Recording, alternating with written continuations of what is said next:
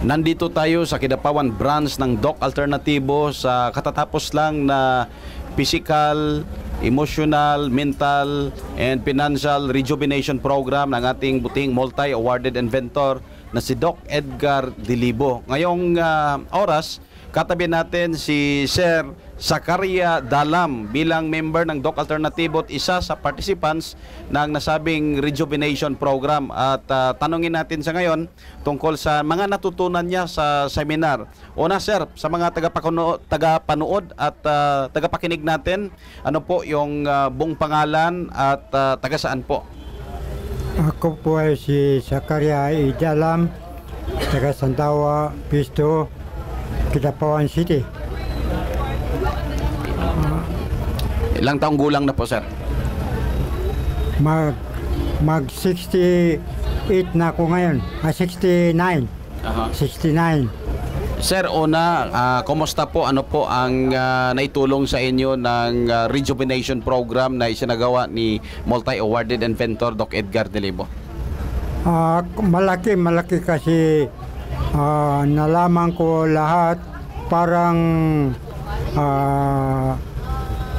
inalisan ako ng tinik sa lahat na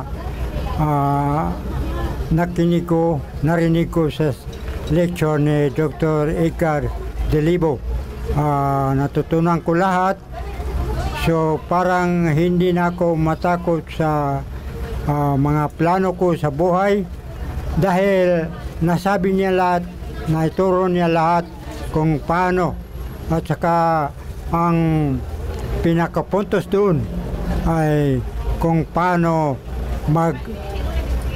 sa ating Panginoon na dapat lahat na gawin natin hindi siya makalimutan.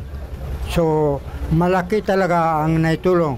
Mula ngayong araw, lahat yun ay kung ano man ang aking gagawin ay maalala ko ang lecture ni Doc Edgar Dilibo. Ibig sabihin po, sir, hindi lang physical kundi kasama na doon yung mental, emotional at spiritual na dala na ng seminar na to kung paano yung tamang paggabay sa magandang kinabukasan. Oh, ganun. Lahat. Kaya masabi ko na perfect talaga ang araw na ito para sa akin. Sir, di po ba nasayang yung 500 pesos ninyo na registration fee sa seminar? Wala, hindi na sayang talaga. Hindi na sayang. Sa mga hindi nakadalo ng seminar, ano pong may sasabi ninyo sa kanila? Sana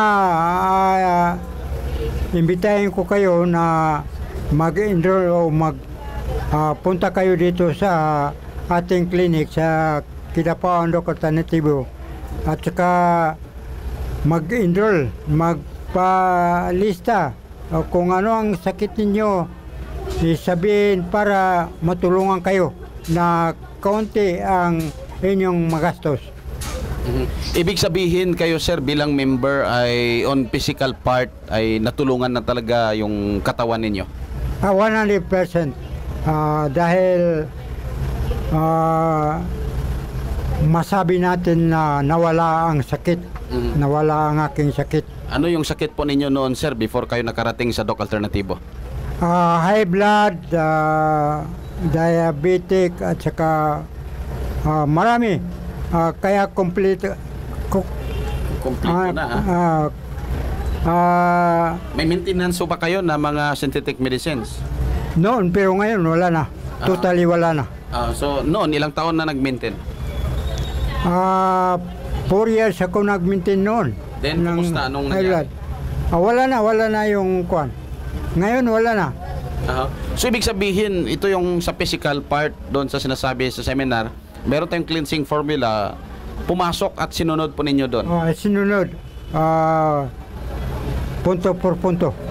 Then, anong nangyari sa katawan ninyo? Compare natin noon at ngayon na dito na po kayo sa Doc Alternatibo. Malayong diferensya. Masigla na tayo ngayon. Malakas na, wala nang sakit. Wow. Ma-focus na natin ang daily activities natin sa life natin. Saka ang pag-iisip natin matino talaga. malayong pagkakaiba nung hindi pa ako sa Doc Alternativo. Sir, thank you so much po. Congratulations sa natanggap din yung kagalingan at pati na sa seminar ngayon na nakadalo kayo.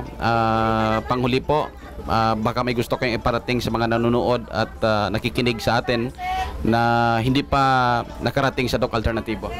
Ayun ang masabi ko sa hindi pa nakasubok dito sa Doc Alternativo, na huwag kayong magdalawang isip na puntahan kahit medyo kuwan na yung sakit. Huwag ninyo sabihin na hindi kayo magamutan. Punta kayo dito sa Doc Alternativo at sundin ang kanilang advice kung sakali kayo ay makapunta dito para maalis ang sakit ninyo. Malayo ang diferensya sa kung diyan kayo sa mga hospital magpunta. Sir, again po, ang pangalan po natin, edad, dagasahan at ano pong profession natin dati? Ako po ay si Zakaria Idalam, dating Vice Presidente sa Cotabato Foundation College of Science and Technology sa Duruman, Arakan, Cotabato.